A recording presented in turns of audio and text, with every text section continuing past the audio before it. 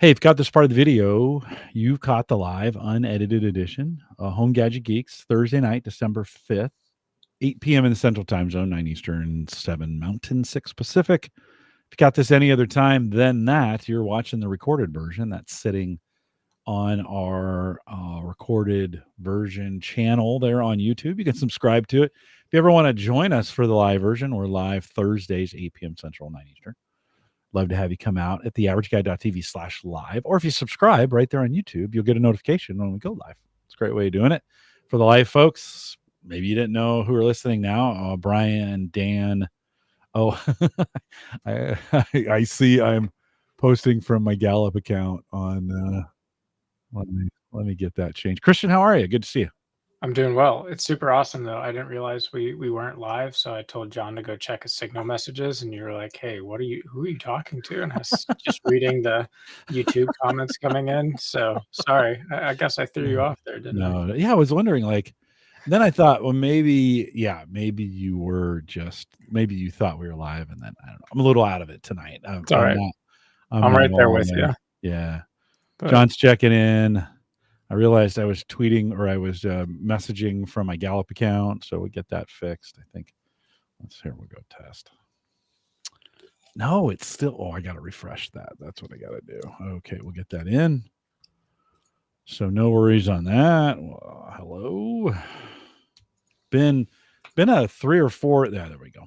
Been a 3 or 4 webcast week for me, Christian. So it's been, as I get to the end of the week, I have another one tomorrow morning in Japanese. So it's been was up early this morning for one out of South Africa, which was kind of interesting, and I did one out of our Washington D.C. office where I just had to produce it the other day, and this one, and then I'll do one in Japanese tomorrow. Not me, of course. I have people that do that, but good to see you guys. Ken, Dan, John's checking in, looking for Tony. I'm sure he'll be here shortly, or maybe he's working. But good to see you guys, and thanks for coming out to the live show. Brian's checking in. Brian, good to see you. Yeah, you can listen afterwards. We'll get started here in just a second. We got a few things to chat about. Christian's throwing some notes for me in the in our Discord. Oh, let's kick this thing off. Christian, you ready to go? I'm ready to roll. All right, let's rock and roll on this thing, guys. Thanks for coming out tonight. Appreciate you guys. I am. We'll probably keep it right to an hour. I'm exhausted. It's been one of those. I don't know about you, but some people, you know how some people have a struggle to sleep on Sunday nights, right? Because Mondays, going back to work, and they just kind of get amped up a little bit, whatever. I have been having trouble not on Sundays, but Monday nights. I come home all amped up after a day of work, right? Yeah. And then I stay up late, and then it's you can't catch up, no matter how hard you try. And then if I go to bed too early, then I'm waking up at like 3 a.m. the next day, and you're like, I just want to sleep. I'm having that kind of week, so I need to not get behind on Mondays. That's what Monday nights, I need to not stay. I think I was up to like 1 a.m. on Monday, just watching YouTube videos. So, all right, let's kick this thing off. Let me get the script up here. There we go. This is the Average Guy Network, and you have found Home Gadget Geeks, show number 631 with Christian Johnson, recorded on December 5th, 2024. Here on Home Gadget Geeks, we cover all the favorite tech gadgets that find their way into your home, news, reviews, product updates, and conversation, all for the average tech guy. I'm your host, Jim Collison, broadcasting live from the AverageGuy.tv studios here in a chilly Bellevue, Nebraska. Of course, we'll post a show, and I'll get them from Christian with some world-class show notes out at theaverageguy.tv. If you haven't been out to check out the show notes in a while, I say this to you every week, check them out. We've actually, AI is kind of helping me with those show notes, and they're doing some good stuff, so you can check them out. Head out there for this show, theaverageguy.tv/HGG631 will get you there and take you right to it. Big thanks to our Patreon subscribers who are faithful every single month. I just got paid for that, and I appreciate you guys doing that. We have a $5 plan that's available for you. Head out to theaverageguy.tv/Patreon 1 month or as many as you want. Many of you just stick with it. Appreciate you guys doing that. Thanks for supporting me on Patreon. And then, of course, if you want to use, and it's that time of year, Christian, are you done with your Christmas shopping? No, I'm No. usually always a late bloomer on the Christmas shopping. So I will say I have a good number of the ideas prepared slightly ahead of schedule for where I normally am this time of year, but Yeah. I pull the trigger pretty late in the game usually. So Yeah, but you get it done, right? yeah, As you're doing it, just go out to the averageguy.tv. There's a little on the upper right hand corner, right near the Maple Grove part, right above the Maple Grove Partners plans. That's which, by the way, still $10, Christian. still How do $10. you do this? How does that? How can We're you? we're Everything just else is more yeah. expensive. Yeah, I mean, inflation's gonna follow you everywhere else, so you can have a nice reprieve by buying a plan at Maple Grove. We'll try not You to. can do that. Yep. Yeah, I appreciate that. Right above that is a statement in red. It says, "As an Amazon associate, I earn from qualifying purchases." If they click on that, just takes you to Amazon. Nothing else you need to do. Good for the program, good for the network, good for the podcast. So you can do that as well, and easy to do before you go shopping, before you get it done. Tony is also, or John says, John Biggs says, usually end up wrapping gifts on Christmas Eve. Which, yeah, I'm kind of there too. I'm done. I don't have to do much. Sarah does most of it, but um, it's all done. But I won't wrap them till Christmas Eve. You are right. Big thanks to Sammy who joined us last week. Kind of become the tradition to be on the show on that Friday after Thanksgiving. If you haven't listened to that, you can go out and do it. And then we're celebrating anniversaries tonight, but maybe the first one I'm going to talk about. It was a year ago today. I had prostate surgery, and 70% of my prostate was removed, and all is well. So a year That's later, things awesome. are good. Yeah, That's yeah. really And I great. shouldn't say prostate was removed because they just removed 70% of it, so there's still 30% there, doing its job. Things are working better than they ever have, which is pretty awesome. They're pretty.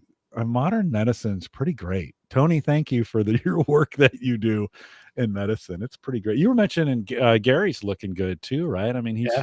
he's Gary, who'd been on the show way back in the day, provided guest hosting.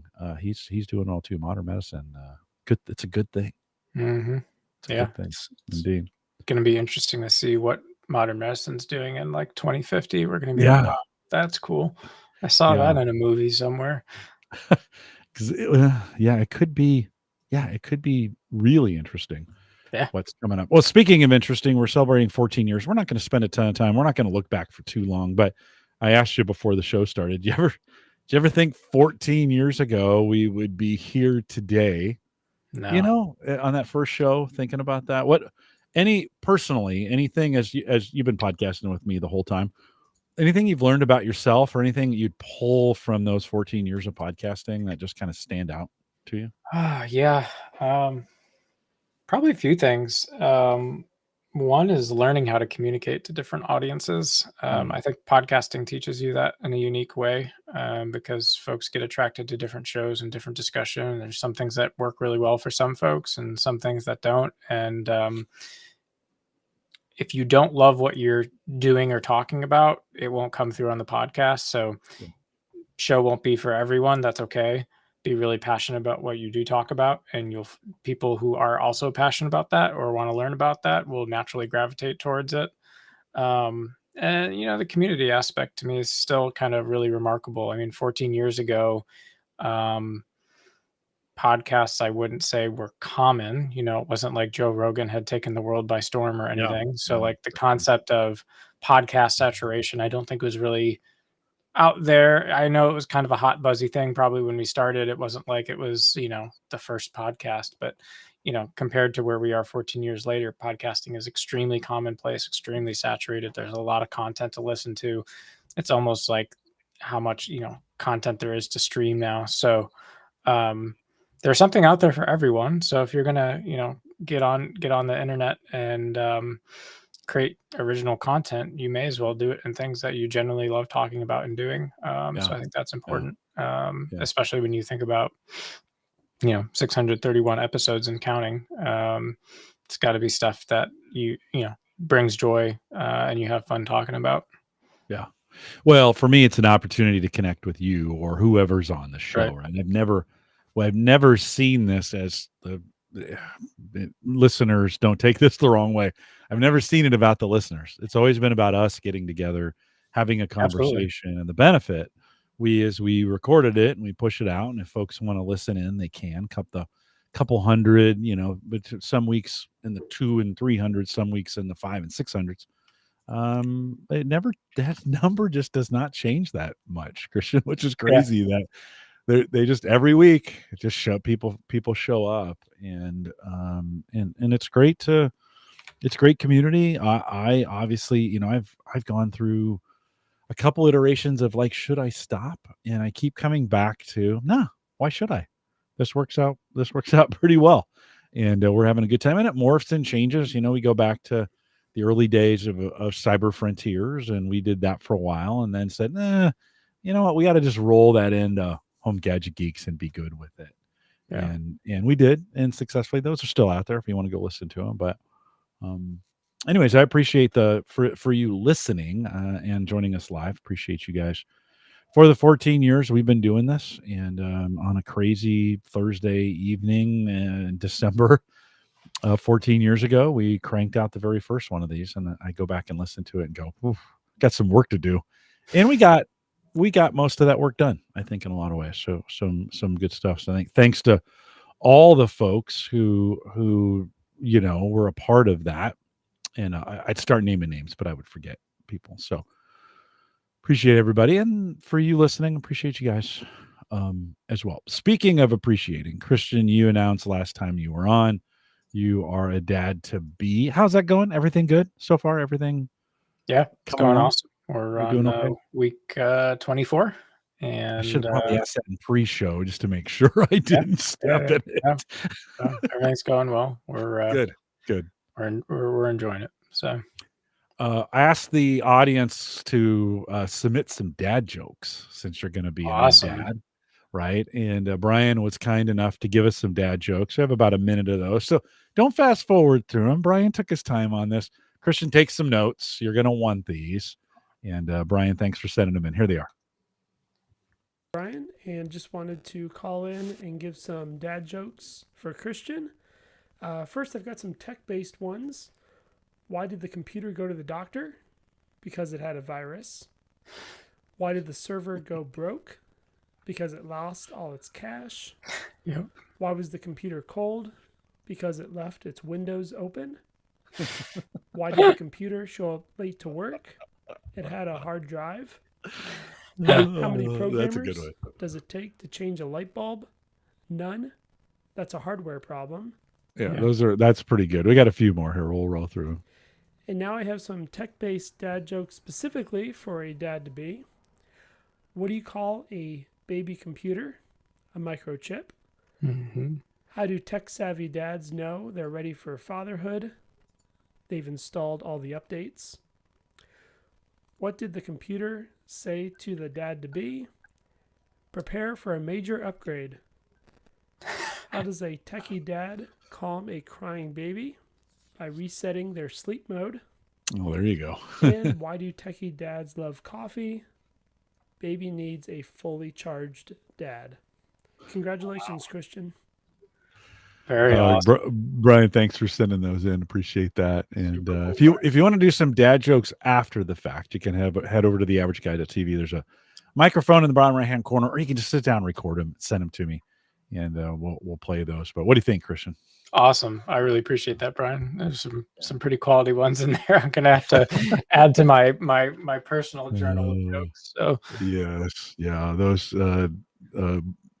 Dan said, those are some quality dad jokes. So you're coming up on it. I'm excited for you. It's a whole new thing. And you think, with the first one, I'll tell you this, and you won't believe me, but with the first one, you think you got it all together, and you probably will, just to be honest with you. One is pretty manageable. It's the second one that really gets you, right? You're thinking, oh man, I'm the best parent in the world. Like, I have done everything right with this first kid. Well, you've squeezed them really hard. That's why they're all good kids and responsible, because all you've done is give them your attention. They've gotten everything from you. You've done everything right. That second one comes along and just crushes everything you think you know about parenting. So if you decide to stop at 1, it's maybe not a bad idea. If you move on to 2, may the force be with you, I guess is what I have to say. And 3's right out. Like 3, then you've created a middle child. And then you got to balance it back out with the 4th child, right? Oh yeah, no, it's well, I'm not going to give you advice on that one, but we're excited for you, and we'll keep we'll keep up to date with you as all these things progress going forward. Glad everything's going well and everything's healthy so far. So that is good. You've got some challenges ahead, but all of them, it's super great to be a dad. It is just super. It's the best privilege in the world. So you are you're getting set up for something very, very cool. Okay, it's not very cool. And I had no idea this had hit, but you had thrown a link in there, a link in the notes to talk about. So we're going to make a pretty drastic shift. The FBI in the last couple days has said, hey, Android users or hey, iPhone users, don't send text messages to Android people. There may be some. Okay, is it that bad? I mean, how do I know? Talk a little bit about what you know. Where are we at, and why is this happening? And is it real? Yeah, so I felt I had to talk about it because at first I thought, man, everyone must have seen this article and be talking about it. And then I was talking to some coworkers about it, and they were like, I haven't seen the article, or really, or they did that. And so, um, both the FBI and CISA are jointly urging the American people to use secure messaging apps. So they're pushing for encryption's your friend. Go use something that has encryption in it. And the specific kind of text messaging that they're talking about here would be anything that's RCS/SMS, right? So if you're iPhone to iPhone, that's going over Apple's encrypted messaging network. So that's not what we're talking about here because those are encrypted by default. But kind of your true SMS or things that are RCS or exchanging between that protocol rather. So SMS or unencrypted RCS, those are in the clear. And both the FBI and CISA have been tracking this hacking campaign called Assault Typhoon, which is what Microsoft labeled this hacking. And it's considered one of the largest compromises in U.S. history, which I feel like I get to say on this podcast once a year. So, yeah, unfortunately. Oh, no. And the things that the hackers got access to was everything from call records, live phone calls, the metadata associated with your phone records, and they're even talking about classified court orders being caught up into this, according to an NBC News report. Right, so the ZDNet article that'll be in the show notes that was written by Lance Whitney, who's a contributor over at ZDNet, does a pretty good job giving a high level characterization of what that communication was from the FBI and CISA. And I just think it's really interesting because it's not every day that you have, a government agency kind of urging people to think about what they're doing with their cell phone in this kind of way. Like, a lot of focus on phone call and good hygiene and this and that, but text messaging apps, I've just never seen that come out as guidance of any kind, officially or unofficially. So that's cool. And CISA, believe it or not, linked at the bottom of that article, is giving this online guide called How to Communicate Securely on Your Mobile Device. So, pretty wild. The first recommendation: to prevent threat actors from accessing your communications, you should, 1, use a properly vetted secure messaging app with end-to-end encryption and voice over internet protocol functionality for text messages and voice calls, and to place sensitive information in an encrypted file attachment when you send emails. So that's pretty interesting. And so the push in the article has kind of 3 pillars: the end-to-end encryption, the voice over IP, and the multi-factor authentication is kind of those 3 pillars for secure communications. And obviously some of that is related to your mobile device and texting. Some of that is related more towards how you use email, etc. But I just thought, that was pretty novel news that made its way around this week, and I was kind of surprised that a lot of people who are very tech oriented in my life were like, it Yeah. was No, it's right. the first time I heard it. Yeah. Yeah, you dropped it. Dan has asked, okay, so if I'm getting 2FA notifications through text, are those in the clear? Yeah, I mean, all of those messages are often so you can so I have an iPhone, right? So like if I go and I look at some of my challenge pins I get, right? Yeah. Um, some of them do show up as coming from the uh, Apple network, but a lot of them are just going to be plain SMS/RCS. So I would not assume that your 2FA text messages are coming over a protocol other than SMS. And so that really means that you're ideally, if you can use the authenticator apps or something that is not a text message based MFA, that is always the most recommended solution. And that's not only because of the concerns around these texts being in the clear or being compromised, but also prior to that, there's been a lot of phishing where people get their SIM cards, popped or cloned, or they basically clone your SIM card and get your account turned over to their control, and then all of a sudden, all your text messages are going to a phone that you don't own. So that's a worse form of it, and they can't do that if it's an authenticator app or some type of textile thing. So, yeah, the texted codes I would say are the least secure type of 2FA that is out there. And so, one of the features I changed to in the last couple of years with my adoption of Bitwarden for my password vault is that has a built-in 2FA generator and manager, so I can associate my MFA codes with particular logins. So I don't need to have a hardware-based token, but I don't need to rely on something that's SMS, and I don't need to carry an app around. And it can also autofill those codes when it generates, right? So if I do a web fill, um, it auto web fills the code. I don't even have to type it in. So I'll fill my username, password, and my MFA code. And with Bitwarden, I have it on my iPhone, I have it on my browser, I have it on my iPad. So it makes it super painless to do MFA securely. And a lot of websites now are supporting that type of MFA. I also have the Duo mobile app, which is it's a free app. You can go download, you can go use it. And then if you're really nerdy, Google has these kits. I haven't looked at it in a while, but they have the Google Advanced Protection Program, and with that will come these hardware-based keys. And they actually give you two versions of it. I don't remember where my other one is hiding, but one is like a Bluetooth near-field device, and I don't really like it. And the other one is a hardware key. And so that's if you want to go truly to the hardware-based MFA, I recommend something like that or a YubiKey.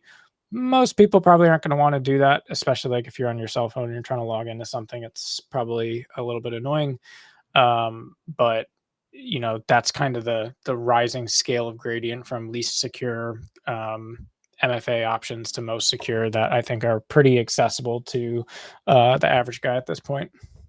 Hmm. Jeez. So, oh my gosh. As I think about this, I'm like, oh crap. I just, I've been spending all this time. I'm still trying to leave LastPass and get everything over on Bitwarden. I got about halfway there. There's a lot of stuff, right? Yeah. Got about halfway there, and then life got in the way. It's still working on it. Do I need to, so now with something like this, do I need to think about, okay, if I am getting 2FA passwords, I need to think in the moment, do I need to go change this at the place that's giving this to me and think about how do I get it? Are there some things I can check? Is there a way for me to force this between? I mean, certainly for these providers, I think about, maybe bank providers or whatever, they got to be thinking, hey, we're providing these 2FA codes through text. Mhm. is there some things they could be doing to do this more encrypted? I don't know. What are your thoughts? I mean, so like for example, if Capital One's a pretty large bank, Yeah. a lot of these types of banks now are offering MFA that has nothing to do with sending a text message. I think a lot of the smaller regional banks do SMS text messaging because they know it's something that the vast majority of their clients are going to have the ability to enroll in. But a lot of the banks are looking or have already implemented the other types of MFA. So I think it's the size of the bank and how much of a tech focused culture that they have. But most of your bigger banks have already kind of implemented that. Now, of course, they still give you the option of doing it Yeah. the less secure way. Yeah. And there's not a lot of consumer advocacy. So it's not like the bank is going to explain to you why that's a less secure form of MFA. Maybe they should. Like maybe they should say, hey, you're enrolled in this as your form of 2FA, but here are some other options we recommend you explore. Maybe that would be a good thing to do, especially given that it's a bank account. But I don't see that very often. Usually you have to kind of dig and look for it in some instances.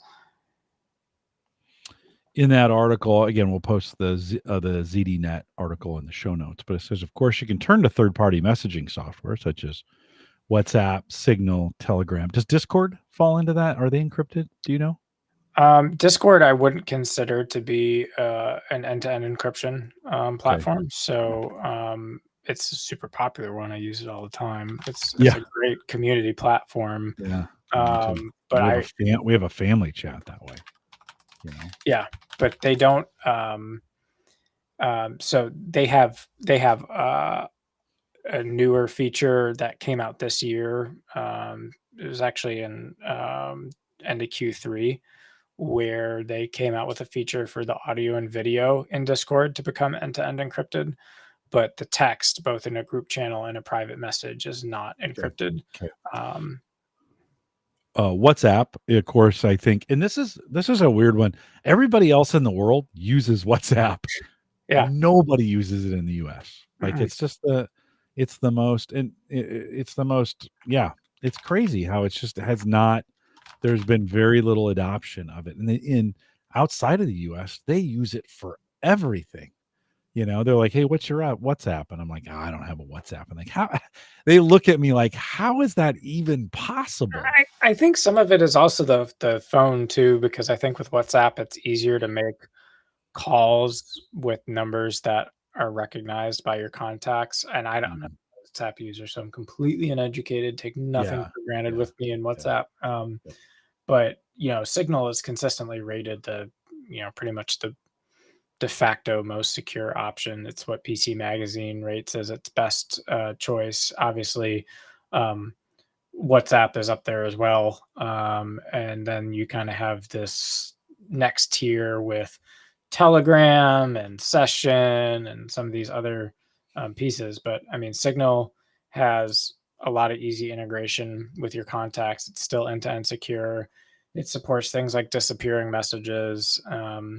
It makes it super easy to already know who the other Signal users are based on who's in your contacts. So it's not like you have to figure out who's there and what's going on. And so from a privacy perspective, I think it's definitely the way to go. Prior to being a Signal user, before it really became a popular thing, a platform we used to use in college was called Keybase, which is still out there. It's at keybase.io. Oh yeah. Yeah. And they are maybe arguably one of the earlier end-to-end encryption clients. And I don't hear them get talked about as much these days. So I don't know what their deal is and how big their user base is. But yeah, we were Keybase users for quite some time, and simple client, but it got the job done. So Ken and I were doing Chia, mining, hard drive mining, crypto stuff, and their community was Keybase oriented, and it drove people crazy. And they were like, nope, this is a secure platform. This is where we're going to stay. We're not gonna. And eventually they gave in, and they're on Discord now. And they kind of, I'm sure they have a WhatsApp there. Kevin Schoonover says, "Hey, buddy, my family uses WhatsApp for video calls." And Well, yeah, get Kevin on here to explain it to us because I haven't figured it out listen, yet. it's the weirdest thing. It's no different in a lot of No, ways than Facebook, right? yeah, From very- from an app standpoint, it's crazy to me how there's been so little adoption of it in the United States. You talk to people and like, again, with all the international work that I do, they'll be like, I'll say, "Hey, can you send me a message?" And they're like, "Well, what's your WhatsApp?" I'm like, I don't have a WhatsApp. Nobody uses it here, in the US. So it is one of those. It is, and even Facebook Messenger has made an attempt to you have to sign up for some things and do some things. But Messenger has made an attempt at end-to-end encryption. I don't know if it may be encrypted. I don't know how well it works from a user standpoint. I get all kinds of sometimes I get double messages and I get it's a weird thing. I don't maybe I'm doing it wrong. From time to time I have to put my pin back in to make sure it's encrypted, kind of thing. It's not I don't know how robust it is. So Christian, I mean, okay, so do I need to I probably need to start keeping track of because I was early on those two FAs where I was getting, security codes to the browser. I mean, to my text messaging. Should probably go through my text messaging history and start identifying those. Okay, here's the ones that are doing it. Go log back in at wherever that's at, and choose a new option. That's probably the smart thing to do, right? yeah, I think so. And with most of them, you can force like unenroll and re-enroll and or change the MFA, and that'll invalidate whatever the previous MFA was that you were on. So that's also an easy way to Yeah. kind of get Yeah. to something is right. Why do you do this to me? You always I, bring I bad have to news. bring the bad news so that people can, find the silver linings out of it, I guess. I don't know. But Yeah. try to keep you guys prepared. Yeah. So, but it really just kind of tells us then, and I'm never really paid attention on the SMS side of whether I'm getting messages from Android users or if Mhm. it is iPhone users. Is there a way for me to know? How do you tell? I don't know how to do that. So you're on iPhone, Yes, Android? I'm an Okay. iPhone. So on Yeah. iPhone, But Sarah's Android. So like all of our although we use Facebook that's most amazing. of the time. Yeah. So yeah, I Sorry. wouldn't recommend Facebook Messenger Yeah. as I privacy and understand. I security understand. system. Yeah. But so if you're an iPhone user and your text messages are that you're receiving are blue, that's coming from another iPhone user. If they're green, it's coming from an Android phone. And in addition to that, if you look at the bottom of a thread with an Android user, which I'm looking for, you'll see if you open that thread up and you click to type in for a text message, in my case, it'll say text message and a little bullet point, and then it'll say RCS. So that's telling you you're going over the iPhone to Android kind of messaging protocol. And I believe um, if it's Android to Android via RCS, it's encrypted. But if it's iPhone to RCS, that's not going to be encrypted. And if it says SMS, it is also not encrypted. So pretty much, and then if it's an iPhone user you're talking to, it'll just say iMessage. So I don't remember what version of iPhone they introduced this, but it's a little subtlety right there that you'll see in the plain text before you start typing a message. Oh yikes. Oh yikes. Okay, I don't have colors turned on, so that won't. I don't see that, but I do see in the message all the way at the bottom Mhm. for you. It says iMessage. Like for Right. those. So for my buddy Mike, it's going to be iMessage. But I do see I have a one going in between Sarah and my daughter-in-law where it says text message dash RCS. Mhm. That means they're Android, right? They're Android Right. users, Right. right? And then I just got so Sammy was in an auto accident, and I was looking at the text messages that I'm getting from my insurance company, and those say text message SMS. SMS, yeah. So those are unsecure Right. messages coming across. Chances are somebody else is reading them at this point, is what. Right. Yeah. And if you look at those threads where you're getting 2FA codes from various websites, you'll 90% of the time it'll say SMS. I think, let me see if I can find one. I may have to end this podcast right now and rethink his life. Yep. and like, oh my God, is this well, the good news is it looks like Apple notifications that are coming. I bought, I'm on a new M4, so all those things. I would assume anything I'm getting, notifications I'm getting from Apple are going to go through iMessage, right? Can I assume that? Any messages? I just bought a new Mac Mini M4. I get notification messages from Apple from their store on things being shipped and some of those kinds of things. I'm assuming those are probably iMessage, right? Yeah. Okay. Oh, okay. Here's one. Okay. So yeah. So the Google, my Google authentication, the message is being sent from Google that's sending me the G and then the numbers, text message, SMS. Right? Yikes, dude. This is fairly new, right? This is in the last 2 weeks, right? We've been talking. Yes. Yeah. Actually, I think it was earlier this week, unless I also was late to the game here. There's another good question that was asked around if you have a group messaging thread going that is a mix between Android and iPhone, is what's the deal? And it drops down to the lowest denominator. So in this case, if it's a mix of Android and iPhone, it'll just start sending it as SMS. And so yeah, those will be considered unprotected communications. Yeah, actually, here's one from Apple that is text message SMS coming from Apple. Oh, fun. It's an They're not even pushing over their own iMessage. No. Awesome. That is super awesome, Jim. That's great. Your Apple account code, that's it leads with that is, right? Fantastic.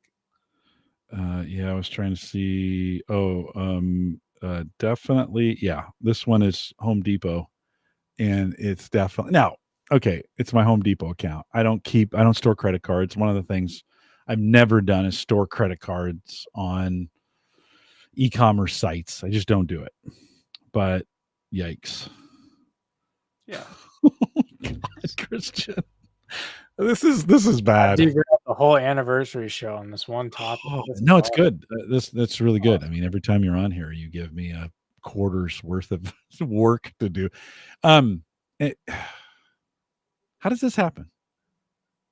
Like all things, I think. I mean, we build protocols and do things quickly, and we do it to get capability into people, and then we think about security later.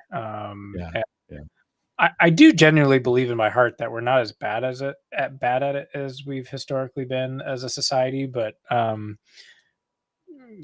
as a protocol has been around a long time. So when you think about even I don't think iPhone in its first version launched with, I don't remember what version the iCloud and the iMessage network came out. I don't think the first iPhone had its own protocol. Let's see. iMessage was created in 2011 with the launch of iOS 5. So even Apple, which is a pretty forward-leading company, we had several releases of iPhone and iOS that just sent SMS. I mean, that was the protocol for sending text messages at the time, and so that's pretty cool. And then in the we're finally getting to the point, like Joseph called out in the conversation, that Apple's also working to adopt the end-to-end encryption for RCS, so that will help a little bit with newer Android phones talking to iPhones. We'll get the encryption turned on, which will be great. But yeah, SMS, it's just, it's almost like, TCP, IPv4 type primitives just for phones instead of the internet. So Yeah. Yeah. Well, it's awkward that we've put in security protocol things into it that well, let me say, I'm assuming this is happening because of the AT&T and Verizon hacks that have been going on, right? That have not really gotten very much. I mean, they've been talked about, but haven't been getting a lot of press. And I'm assuming, is this all tied together? uh it is. Like I said, I don't know why it hit people's news feeds differently. I felt like in Yeah. some places when I went back and looked, it did get a lot of attention, and some other places it didn't. Obviously, the Salt Typhoon actor that Microsoft's been tracking has been happening for quite some time. So, why we just get a news article about it this week, and maybe that's catching up to the level of discovery and understanding of what's going on. But you know, don't know what else to say about that particular aspect of it. As a historical anecdote, I went and looked up at the history footnote on SMS here, which the protocol itself was developed in 1984, but it wasn't until December 3rd of 1992. So that's another milestone close to Yeah. the day we're recording here, where the first SMS text message of Merry Christmas was sent between Neil Papworth and Richard Jarvis at Vodafone. So yeah, SMS as a protocol was around kind of the same time a lot of the internet primitives were being Yeah. built. So Yeah. it's kind of it falls in that same story arc, which is pretty funny. Well, crap. I got some work to do. I got some work to do. Tony says he's been deleting accounts, very long passwords, using services like Incogni and to become more secure. Thoughts on he also asked thoughts on the new Apple Password app. As I you think haven't about I haven't used it, although I saw that it went on my phone. I think if you have not transitioned to using something like a Bitwarden or otherwise, and you're just looking for something simple, it's a secure implementation. I think it's great that we're finally getting more features like that just built into the OS platform, etc. Like it's interesting to me. It would be cool to see something like Windows and iOS follow along with that or Mac OS follow along with features like that. I guess technically both Mac OS and Windows have like a vault, but I don't know yeah, that it does a great well, the job. browsers have Pretty vaults. Right? It it's seems like pretty everybody's offering it. Yeah, it's pretty bare bones. I mean, for me, like I have no use case of using it just because Bitwarden works really well on the iPhone. I'm actually super happy with how that's been going, and it works great in the browser natively as well. So, and Bitwarden web app works really great when you're on the go and you're not on your own Yeah, machine and you're using it somewhere else. So, yeah. personally, I'll stick with that, but I have no concerns about using the new password app that is being bundled with iOS, and I think it's great that they're doing it. Wow, it's not what I thought you'd say on that one. That's a first version, it's there. I've been having trouble with Bitwarden on my iPhone in that it's asking me to authenticate every single time. So every single not just every single password, but or every single site, So but yeah, I had similar experiences, and the thing that changed my life and made me no longer frustrated was I decided to cave and use Face ID, and ever oh, since then, okay. it's really a great experience with the Face ID, Oh, because then yeah, I'm okay. kind of Okay. happy it asks every time, but it's like a half second for it to recognize the face, and then it autofills perfect. And so I was doing the same thing. I was constantly in Safari Mm. typing the password, and it was starting to drive me Yes. nuts. And I turned that Yes. feature on, and I'll never go back. It's So in maybe, Bitwarden itself, yeah, right? yeah, it's a Okay. setting within Bitwarden. But Okay. the other thing about like why do I trust the app that Apple's bundling? I mean, Apple has a really good track record with iOS security, so I'm not particularly concerned about. It would be one thing if some new company or some new organization stood up a password manager overnight and was like, "Hey, use this thing. It's a new thing." Like, it's not a super vetted who it is, what it is the source code, Right. etc. Whereas with Apple, not super worried about it. Apple does cool stuff. Can I just say, if we're going to talk about privacy and security of phones that goes beyond texting, I recently changed and set up a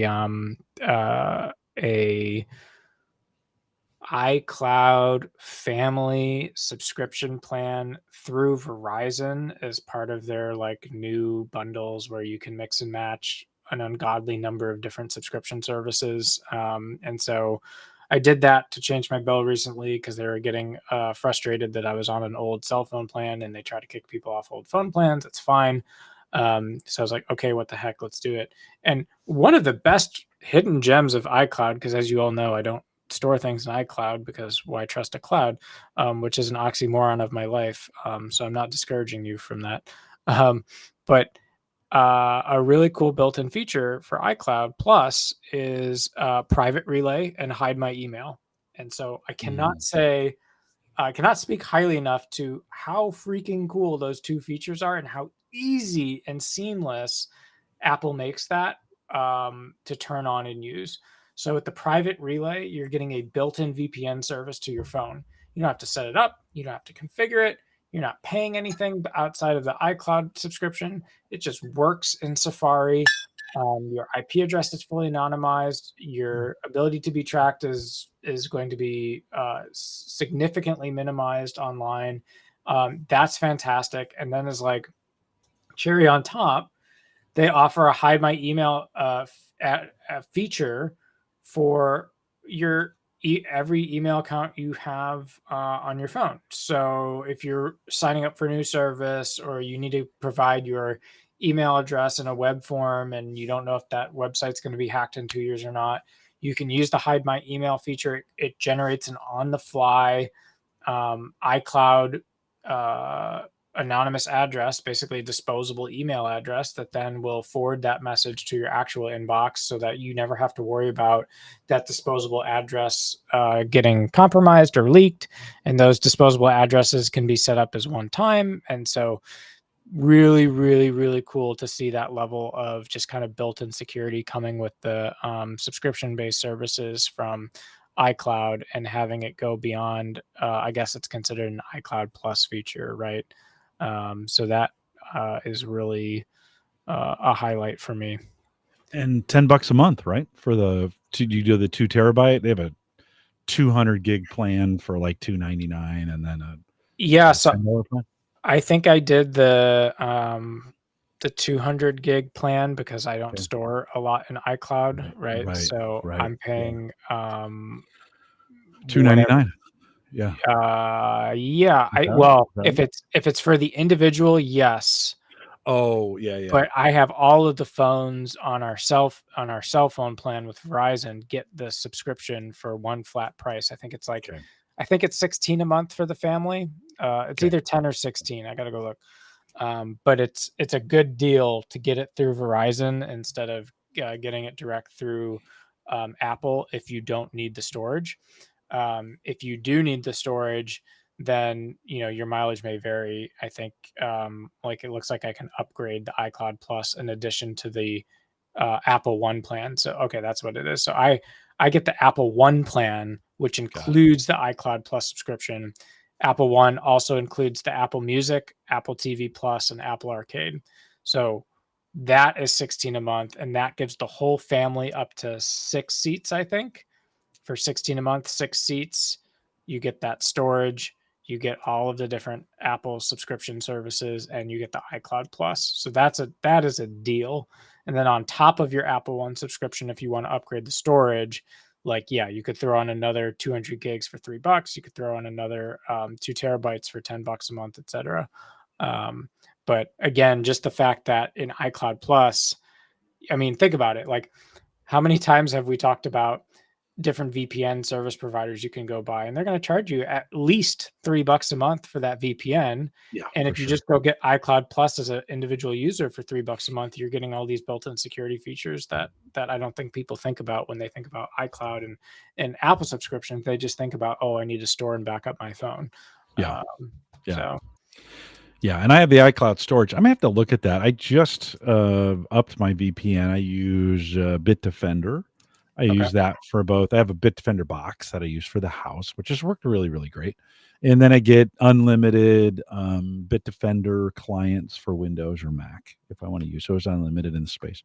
And then they have a VPN, a premium VPN service now, and that's like I think I paid $30, $40. That's the $3 a month, right? That you're talking about Mhm. to do. I always wait. They try to auto renew it. I turn off the auto renewal because it's 79, I think, full price. Right. And then they come back, hey, we'll give it to you for $40, or whatever. Okay, I'll take that. That's kind of been my trick to get the right pricing.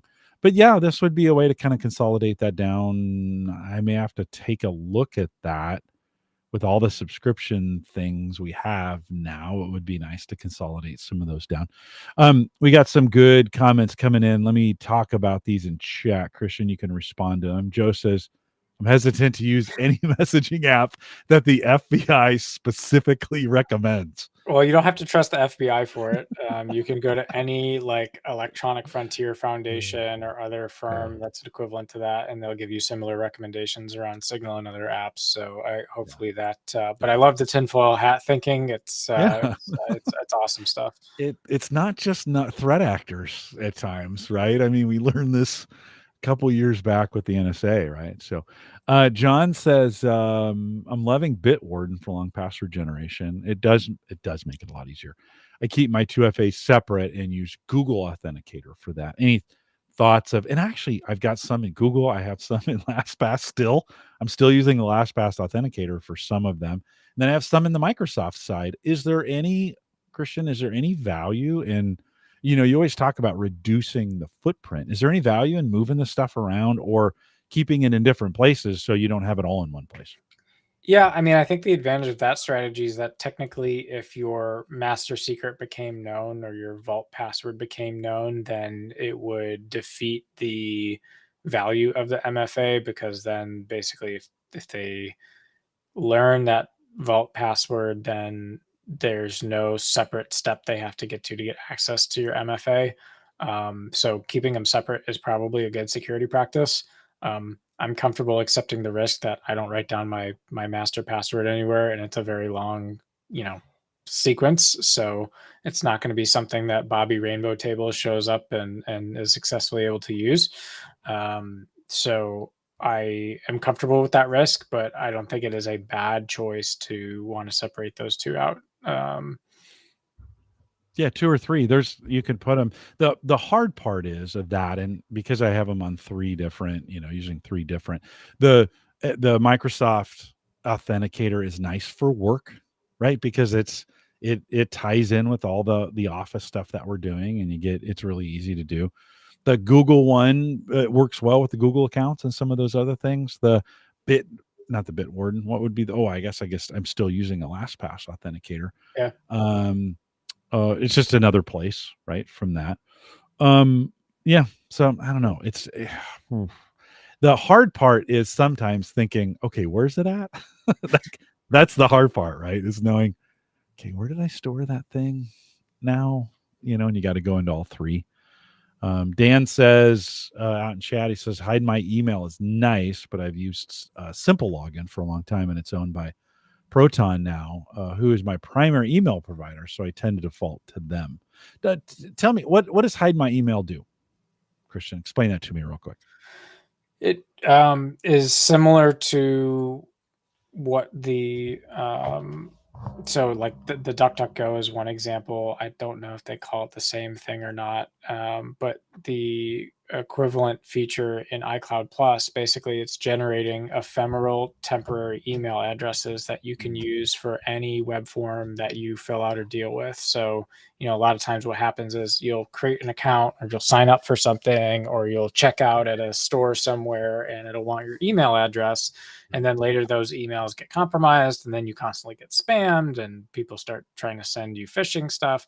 So the hide my email is basically a disposable one-time use email forwarder that will, allow you to fill out that form with a uniquely generated address in this case, like at iCloud.com.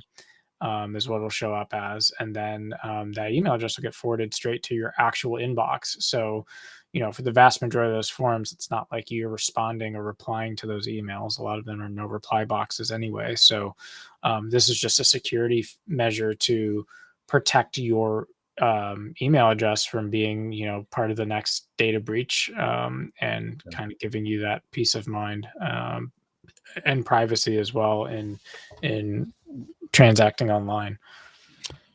I have a Yahoo account that I kind of use for that purpose. Like I don't do anything with it except sign up for stuff with it. It's probably not the right way to do it. It's been compromised 9 times in Wow. the yeah.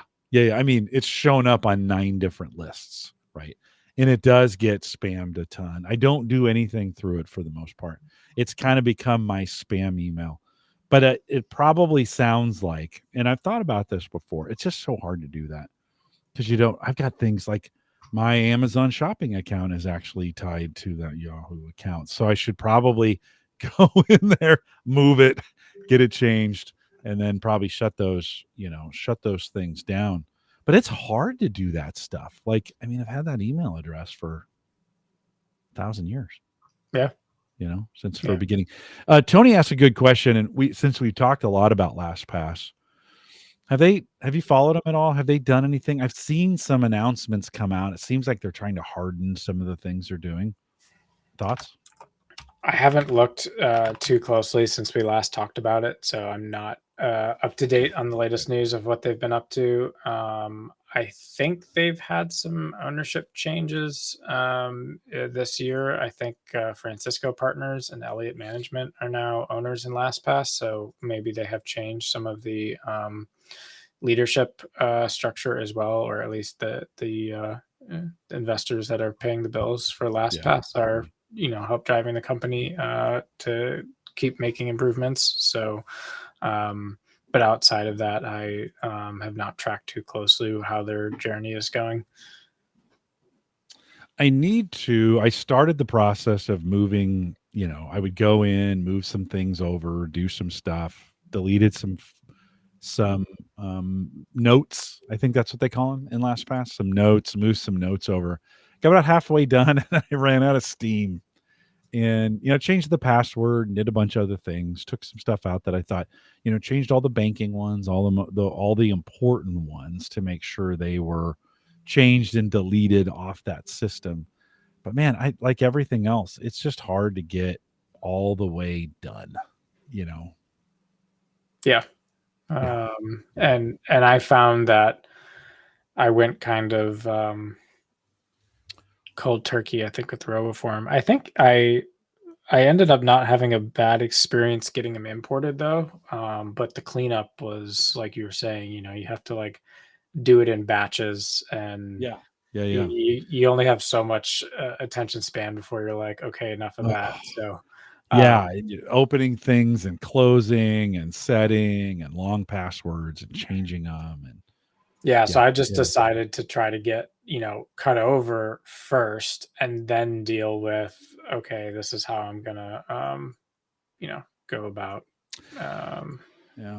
Well, most of the passwords you can recover through password management, right? I'm always worried I'm going to delete something, especially in the crypto space. I did a bunch of crypto for a while. I'm afraid in some of those notes, I have passwords of things. We hear stories about the early Bitcoin people. By the way, Bitcoin, $100,000, right? Stuff.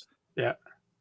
That's nuts. Maybe we can talk about that in just a second. But I'm always afraid, like it's like I'm gonna delete a wallet and then I'm gonna, 10 years from now, one of those things is gonna go crazy and I'm gonna be like, oh, that was I deleted it. Right. And so I've been paranoid about not necessarily deleting those accounts. Christian, so let's just take LastPass as an example. If I actually go in and say I delete all of the passwords from the, all the websites that are in there, is that the same thing as deleting the account, or is it different? If you are individually deleting records within LastPass, Yeah. then it's not like there is a restore function where you can undo the delete.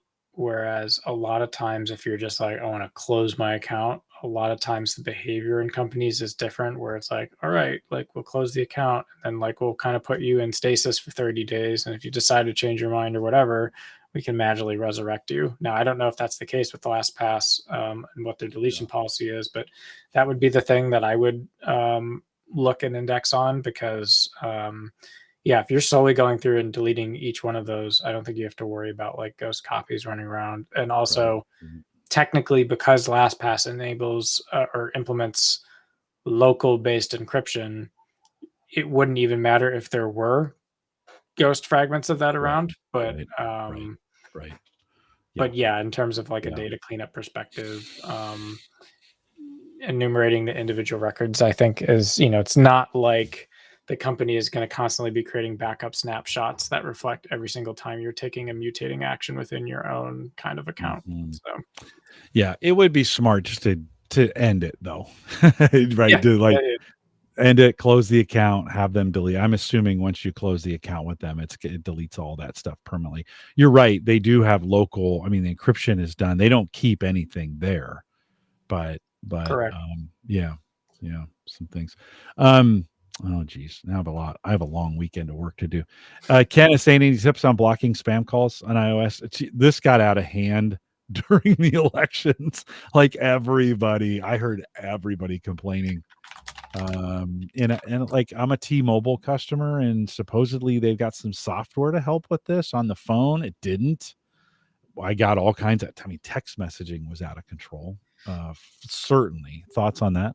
So there is a feature. I'm less familiar with Android only because it's been a while since I've had an Android phone. But for iOS, starting with iOS 13, they have a feature called Silence Unknown Callers, and you can find that in the settings tab. And what's interesting about that is it's not super often you will get phone calls from people that are not in your contacts. I'm not saying it doesn't happen, obviously, especially if you're taking a lot of business calls, etc.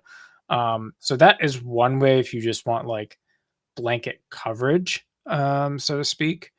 And then there are a lot of different apps on the App Store that help with filtering and screening calls. It's a hot commodity, and it integrates within iOS as well.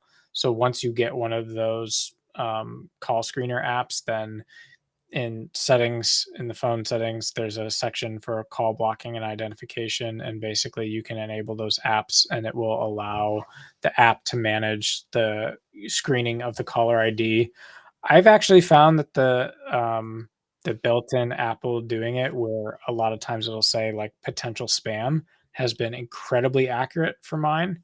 uh, so that's been encouraging. And then also on top of your phone platform, usually you can enable spam screening with your provider as well. So like Verizon also has a spam screening service on top of that. And so a few different layers of control there.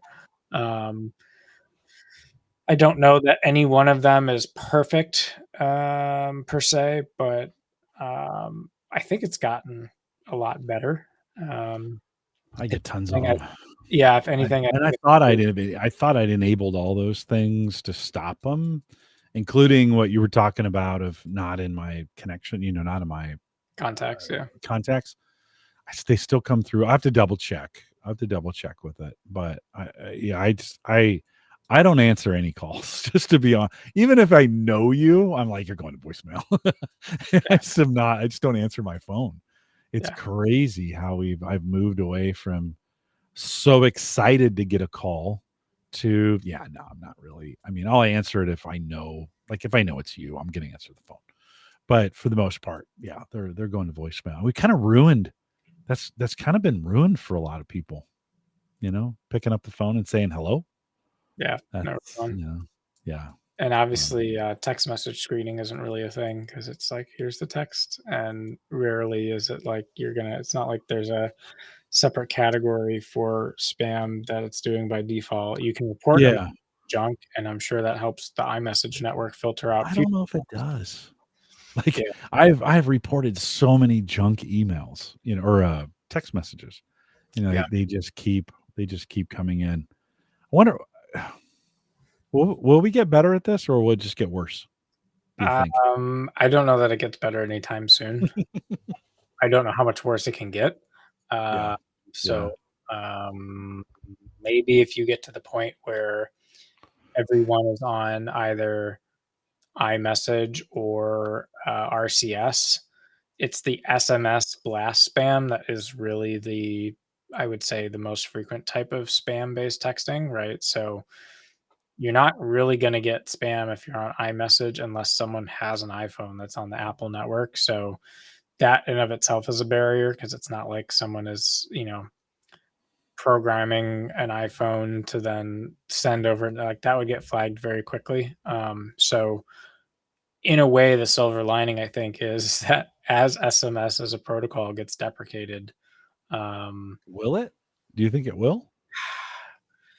it's like anything. It's like IPv6 is supposed to replace IPv4 as a layer 3 protocol, and we're still only at 50% adoption, and so we may get there at some point.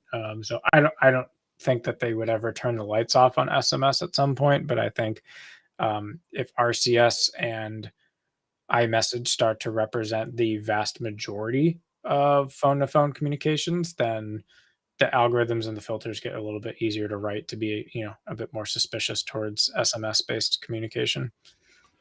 With this AT&T Verizon hack that happened a couple weeks ago, is there any way of going back? Is there any way of throwing those threat actors out? Are they in for good? Is this a new world we live in? I mean, it's clear the data dump is pretty damaging. So, Mm, um, it's not to say that they won't kick them out of the networks or secure the issues that led to the compromise and shore up these types of things. But in terms of the um, damage that they can do with the information they've already gotten, and potential uncertainties that may exist with like, did they get footholds in places that people haven't discovered yet? Like, mhm. probably open questions, which is probably why the advisory came out, right? So I think the damage is significant enough that it has permanence, even if we could say with certainty that they were kicked out as of time.now. I think the damage is substantial enough that I probably wouldn't have any assumption that my metadata or actual data over my cell phone provider is secure. Do I need to worry about the past or just the future for messaging? In other words, stuff that was done 2 or 3 months ago, do you think that's as I mean, compromised? I think that is I would assume that anything in the past is compromised, and I Okay. would Okay. and then I would operate from, okay, is there anything that I've sent or I've done or exchanged that is still relevant, right? So, for Yeah. example, if you're getting 2FA codes that expire in 15 minutes, okay, who cares if those are Right. out? But if you, I don't know, texted a password to someone, don't ask me why you do that, but let's just say Right. you did, that credential is going to be out there. So, maybe I don't know, your daughter asked for the password to the credit card website while she was away at college. Well, yeah, okay. So, and out of convenience, hey, can you help me reset the password? And texting was the easiest way to do it. So, those would be the types of things I would be thinking about. Yeah, well, okay, so you just eased my fears a little bit. A lot of those passwords, those 6-digit codes are time sensitive. Yeah, they So expire. they expire, they're done Right. type deal. And even somebody who has access today, if I'm still getting those, somebody would have to act on those in that time period and have all the other pieces of information, right? To be able to Yes, they would 100%. have to website, go in, know my username and know my password to even get that generated to begin with. So it's not I was kind of thinking, "Oh, I'm dead." Like, No, okay, this is the end of the world. I think cool. I'm It's less screwed. bad than you thought then. Awesome. Yeah. Well, Yeah, I mean, it still comes down to being smart. I mean, all of a sudden, the other day I sent Sarah a password for something, and I'm trying to remember what it was for. And I'm like, did I send that over text? Like, was that, or what did I, how did I send that? I'm looking through it right now. Mhm. Like, how did I? It's just good. It's just good hygiene. Yeah, absolutely. Thinking through those pieces. In a quick shift, and we'll wrap it here. Christian, as you look ahead to 2025, this is the time of year everybody's setting goals and some of those kinds of things. Uh, Trends, tech trends that or things you're kind of keeping an eye on as we think about just the coming year. Yeah. So I know this will probably make people sigh because it's super saturated as a word right now, but sorry. Here it comes. Get ready. Get on the edge of your seats. I think the tool chain and compute stack for AI is going to continue to accelerate in 2025 in pretty meaningful ways. And we're seeing a lot of diversification now in both competition within the LLMs as well as competition within the hardware that runs AI. And so there's some really cool players in this space now, and we're seeing that ecosystem really grow. So I think that's a trend you're going to continue to see boom. I mean, this thing is just growing at a really exciting rate. So I'm excited to see where that goes, and I think I'm not saying much about how much it is or isn't a hype curve, but I think most reasonable interpretations would say that what we're doing right now with LLMs is the closest we've gotten to meaningful definitions of toward general purpose artificial intelligence that we've had since we've kind of started on this whole what started as big data and then turned into machine learning and then turned into data science on top of machine learning and then turned into the kind of IBM Watson story, which then kind of turned into we need more compute and we need more data. And now we have all of that. And then it was, we need the hardware to really crunch it all at scale. And then, now we're getting all of that kind of synergy. This is just going to continue to explode. So, again, if you watch financial markets closely and you see just how much enthusiasm there has been in the NASDAQ this year around semiconductors and AI stocks, that's been really fascinating to watch, especially for companies that a couple of years ago probably weren't on as many people's radar, right? So like Palantir recently joined the S&P 500, and people see that as an AI play. And I don't think people would have been talking about something like Palantir as an AI play, certainly from an investment standpoint, prior to this year. And I think those types of trends are going to continue. You're going to see a lot of the other vendors really start to come to life in this space as we get to some notion of enterprise LLM maturity. And so you're going to see more competition there as well. So both on the software and on the hardware side. The other trend that seems to be really interesting is that you got to kind of follow the breadcrumbs. So it's like, okay, if AI is the thing booming right now, what are the next sectors that benefit from the AI boom? And there's two areas that I would suggest people focus on. And again, this is not financial advice by any means, but you could use it to think about financial ideas as well. One is data center space, right? So like, where are people going to land their racks of H200 GPUs that they just bought for some enterprise startup that they're dealing with? So data center space and density for running these workloads is going to continue to be a driver. But then where's the power going to come from for all this, right? AI is power hungry, super, super power hungry. And so I think you're starting to see a lot of discussion and shift towards looking into nuclear a lot more seriously for data center projects. And so I would start to look to having maybe another evolution and iteration on new sources, not new, right? Nuclear's been around, but applying those energy sources in more new and intentional ways to spaces that are going to be incredibly power hungry. Because I think we have a lot of unmet demand right now in being able to power the sum total of hardware that's going to be online to deal with this hardware. And if you look at like the new Blackwell hardware that NVIDIA's going to be selling next year. Of course, one of investors' concerns around that was the heat and the thermal aspects of Blackwell, right? So even though they're addressing and working on those things, they're power hungry. You're going to have a lot of heat, so that a lot of draw. So really understanding how we're going to uh, iterate and improve energy technologies is going to be super important to sustaining the growth of the AI boom that I think 2024 really represented.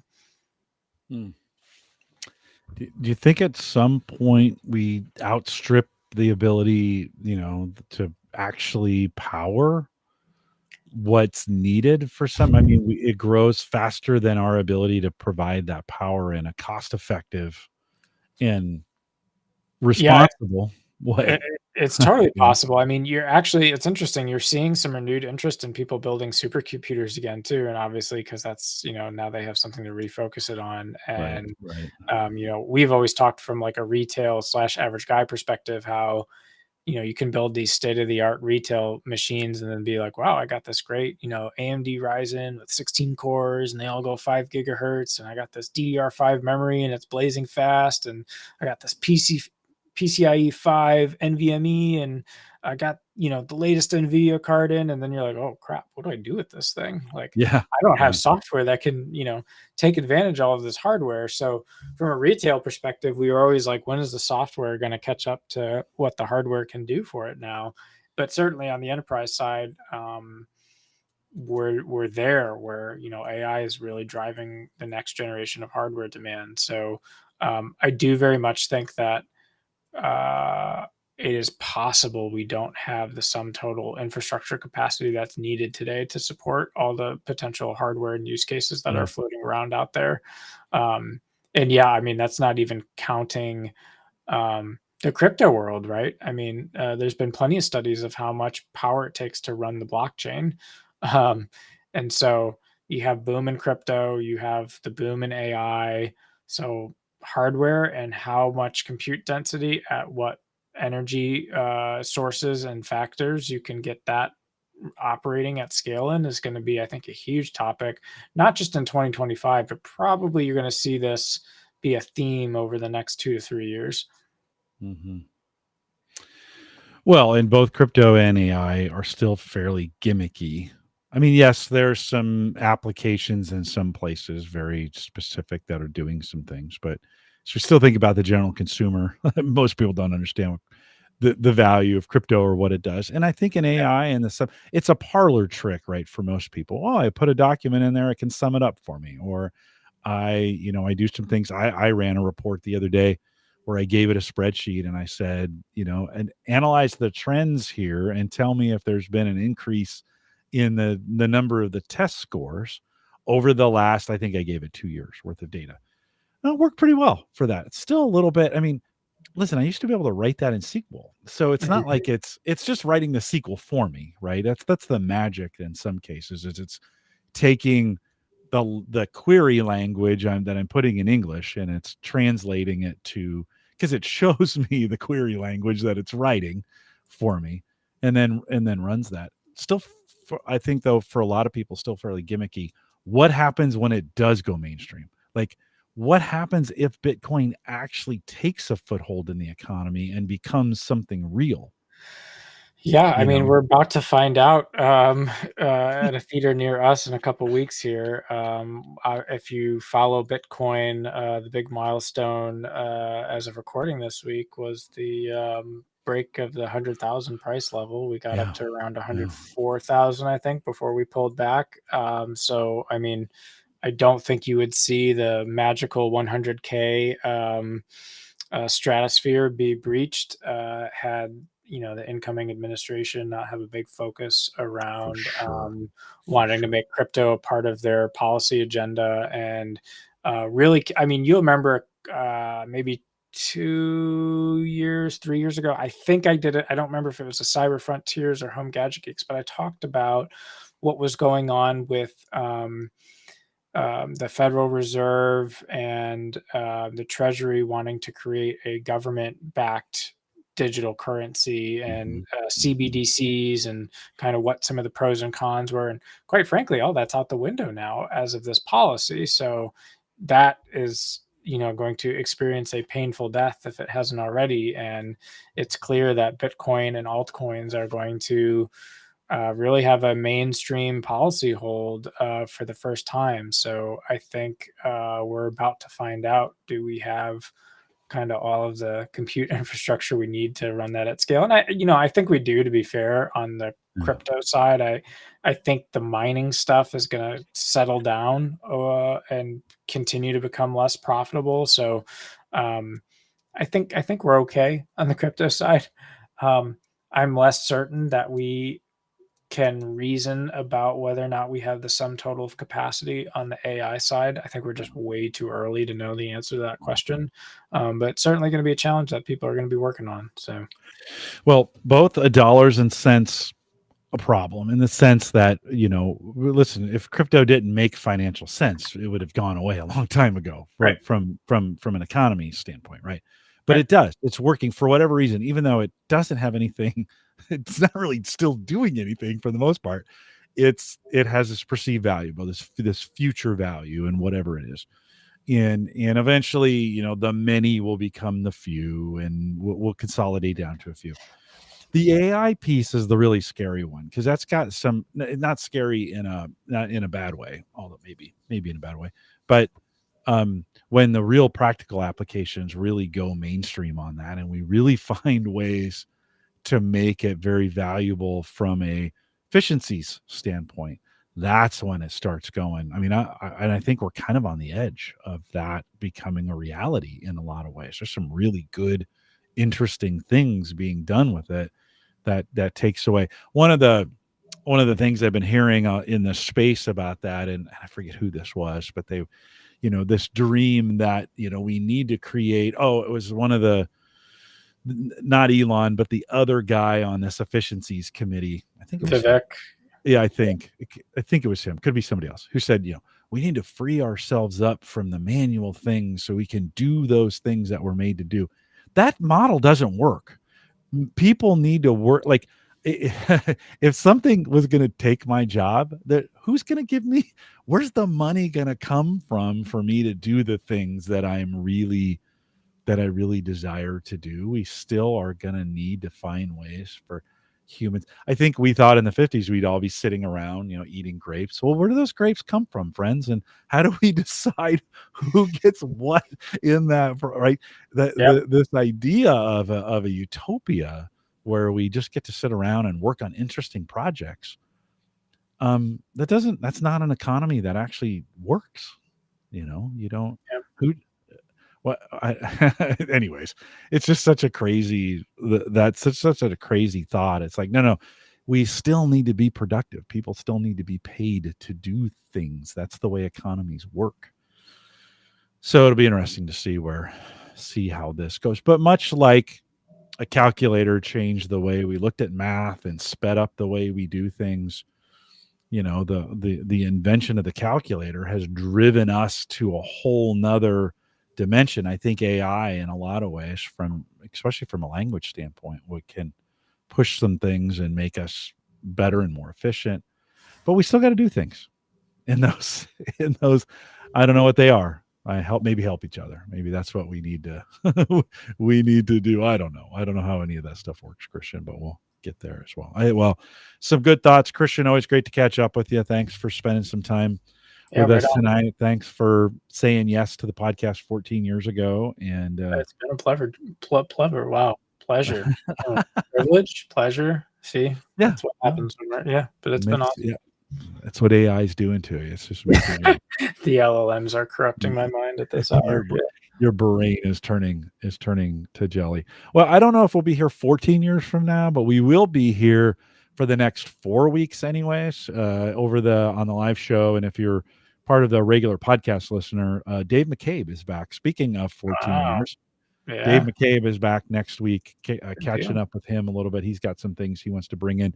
John Biggs, who's in the chat, John's going to join me, catch us up on some of the tech, some of the fitness tech and such that he's been using. We'll catch Right on. up with him. There's this little thing called Christmas coming up, so hopefully you're ready to go. And so that we'll be taking that. That's the 26th, and I'll be taking that night off. And then on the 2nd of January, Erin Lawrence joins us, and we'll talk about some gadgets for the new year and what she's keeping her eye on at CES. And so I don't have 14 years planned, but I do have 4 weeks planned. So come out and join us live Thursday nights, 8 p.m. Central, 9 Eastern, out here at theaverageguy.tv/live. If you want to join the Discord group, which Christian is a part of, by the way. I'm out there. The Last Jedi, right? Are you the Last Jedi? Are you? Is that it? Is it you? I don't know. I left that handle for people to derive their own interpretations. But I can tell you that Discord is probably like one of my favorite platforms. So if you tag me in a message, I'm in a lot of different Discords, by the way, so I read through different stuff. So if you don't tag me, I probably don't see your message. But if you tag me, I'm pretty responsive. So if emails are like, sad things, then yeah, just tag me in Discord or, Christian at theaverageguy.tv. You can still get me, and happy to chat. Leave that message if you got advice, if you got dad jokes for Christian. We'll still take some of those. Maybe we'll. Yeah, Brian set a pretty high bar, by the way. So what we'll do, we'll throw them in the Discord group. So if I get some of them, you send them to me, or you could post those dad jokes and tag Christian, tag me while you're doing it in the Discord group. We'd love to hear those as well. You can get those in there. Or you can leave them at homegadgetgeeks.com. That's a 30-second voicemail. Although Brian did that and they were blank. I need to check into that. So let's get that done in some way. And then I have to say it. The AverageGuy.tv platform, both web and media hosting, powered by Maple Grove Partners. Get secure, reliable, high-speed hosting from people that you know and you trust. Plans start as little as $10 a month. Chris can do a bunch of things for you. Visit maplegrovepartners.com today if you want to get more information. And it's Christian. You know him now. He's right next to me over here. And so get that done today. We are live every Thursday, 8 p.m. Central, 9 Eastern. Love to have you part of the live show. We'll hang around, not for very much of a post show, but for those of you listening live, stay around for a little bit.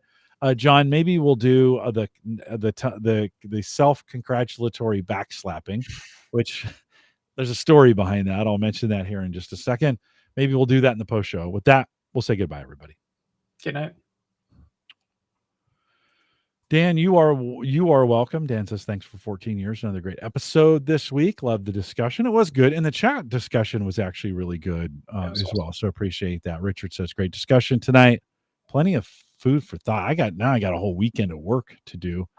The congratulatory backslapping, by the way, comes from a comment. Do you know the origin of this statement, Christian? Do you know the origin of self-congratulatory? It sounds vaguely familiar, but you'll have to re-elucidate me on the year one at the end of Home Server Show's first year, right. I think it was, or maybe second. No, it was the 100th episode is what it was. When Dave got to 100 episodes, we did a kind of, and that was for podcasts, 100 episodes in those days was a big deal, right? And so we did, John Zadler did some things to we had people record some messages for Dave and call in, and we spent all of 100 kind of congratulating Dave on this. And when he posted the show, one of the comments on the show we got was, well, that's an hour of my life I'm not going to get back. Too much self-congratulatory backslapping. That's awesome. Well, okay. No, sorry. Sometimes the brutal feedback is the best feedback. Yeah. And Joe says backslapping whilst eating Pop-Tarts in your basement. Yeah, Pop-Tarts was another day. That's a long time ago. Super long time ago. So yeah, it is actually, yes and no. Like it's important for the listeners who've come along on the ride with you for this to hear some of those things. It's important. I mean, Dave had put a lot of work in to get us to 100. It's a lot of work to get that done. Yeah. Is it for everybody? I don't know. It's the hardest part about this kind of stuff is I don't get a lot of negative comments anymore. I think everybody who stayed is like, listen, there's 630 of these. They're all very similar. If you didn't like it, I think they left a long time ago. There's lots of, like I said in the pre-show, there's lots of diversity of options out there. So if Oh, you're for sure. Yeah, if you're for gonna sure. if you're gonna produce a show, you should produce things that you're gonna enjoy talking about, and the audience Yeah. that will resonate will kind of naturally be there. And it's not Yeah. going to be for everyone. There's going to be a huge syndication of options to switch to. So Well, I mean, tonight, I mean, I had heard that story a week ago or whatever of the phone, those phone companies getting hacked. And then when you put the link in, they're like, oh God. Oh God. Oh, I actually had to Oh, read the article. Darn. oh God. Oh boy. Yeah, it's funny though, because I catch even myself doing it where this type of stuff happens so often. You'll Yeah. see a headline across your phone or wherever, and you'll be like, "Oh, okay." Like it's another Monday, and you don't even think like, is it something new or is it something that I should worry about? Because you're just so desensitized to it. So even if you've quote seen the article, did you like ingest the article or did you Yeah. just skim the headline? And so um, I definitely feel that happens with stuff like Yeah. this. Yeah. Yeah. Well, and then sometimes you just want to deny it. I just know I'm like, oh my God, there's so much work I need to do now. And then you think, I'm just going to simplify. And one of the hard parts about being in this tech space that I'm in is you feel like you need to experience all these things so you can talk about them. So I have Yeah. accounts everywhere for everything, and you're like, and then so you set them up on, so yeah, to use the Yahoo example, I set up, that Yahoo account I set up everything on, and then it got compromised years ago. So I opened a new one, not Yahoo, but a new account, started, re-signing up and trying to move things. You don't get everything moved. That takes a lot of work. And then by the time you get most of it moved, that one shows up on a list somewhere, and you're just like, and I guess the disposable email is the way of, this is the way, right? This is the way. This is the way. You really set up one account, you don't use it for anything, and you create temporary emails that get forwarded to it, but nobody's got that email address is not in the, but you'd have to make sure, right, that email address can't be in the clear anywhere, right? Can't give it to anybody. Secret. Has to be secret. It doesn't Right? have to be secret, Well, but I mean, the less it's out there, the harder it is for your inbox to become cannibalized. Right. And also just for folks that are not going to be as quick on catching more sophisticated phishing operations, like it's just going to help prevent those just arriving in your inbox at times that would catch you off guard. So yeah. But it's a little bit of work. So you, like, just this week I was shopping Black Friday or Cyber Monday sales. I needed to create an account at Under Armour or whatever, because I was buying some shirts. And then you're like, okay, now I gotta log into that hidden email, have it generate a special one for me, grab that, put it in. Then I got to track that in some way. Maybe not, maybe not. But were there any good Cyber Monday deals that you picked up? Well, I picked up. I mean, I just found. This is going to sound dumb, but at the very end, I get overwhelmed by Black Friday and Cyber Monday, to the sense that I love to shop any other time of the year. I literally cannot shop that weekend. It debilitates me. Triggers you, yeah. Yeah, there's too many deals, and they're too good. And I could spend $10,000, right? You're like, and you get a deal, and you get a deal. That's awesome. It's insane. I just shut down. I mean, Yeah. I absolutely shut down. So Monday, I got an email. I follow Brad's Deals, which is a good, for me, it's a good, I can kind of tune it. It's like Slick Deals. I can kind of tune it to look for things that I want to look for. And I've been looking for some new shirts. And so Under Armour was running a black polo. I love black. So black polo, $15. Okay, that's for an Under Armour shirt. That's pretty good. Then they had a button up long sleeve that I like. That was $10. And so you're like, oh, okay. This is okay.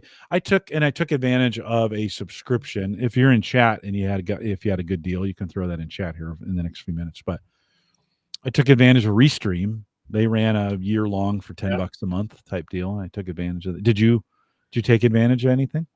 Only I renew my TradingView subscription annually, and they 70% off sale, which sounds kind of crazy, and it is, because at any other time of the year for that plan, it's like $600-$700 for the year, and so 70% off, you're paying like a couple hundred for a pretty high end service. So yeah, I am now in an annual tradition of just doing the annual re-up always on, because they always run it's the same deal they run every year, but they only run it for those 3 days, and so you're either in or you're out.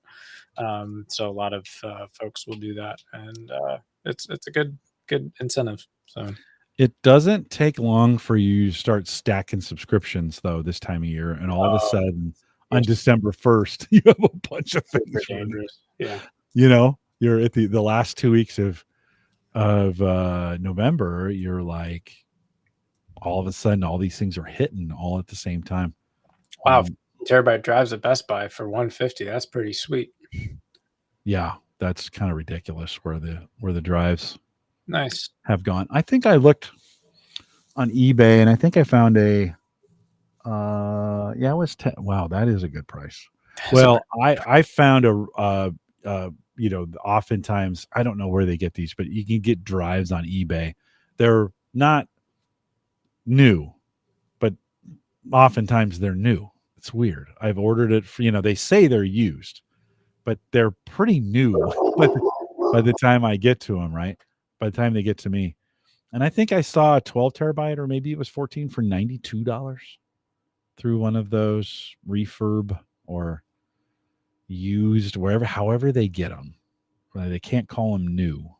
I think they're stealing them off trucks. That's probably what's happening. Yeah. But yeah. What's the biggest drive? What's the biggest single drive that you have right now? 10.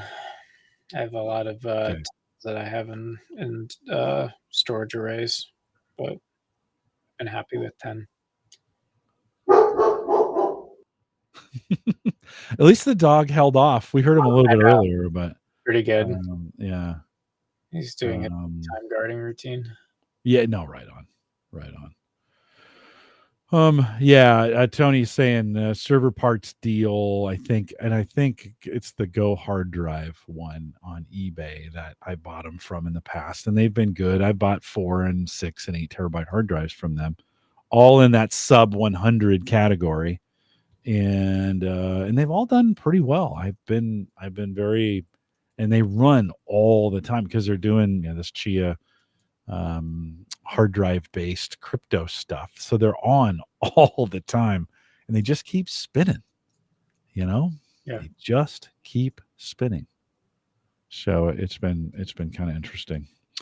Well, guys, thanks for coming out tonight. Good to see you all, and appreciate you guys being a part of our episode tonight. We'll see you back here next week. Remember, Dave McCabe is back next week, and love to have you guys back with him.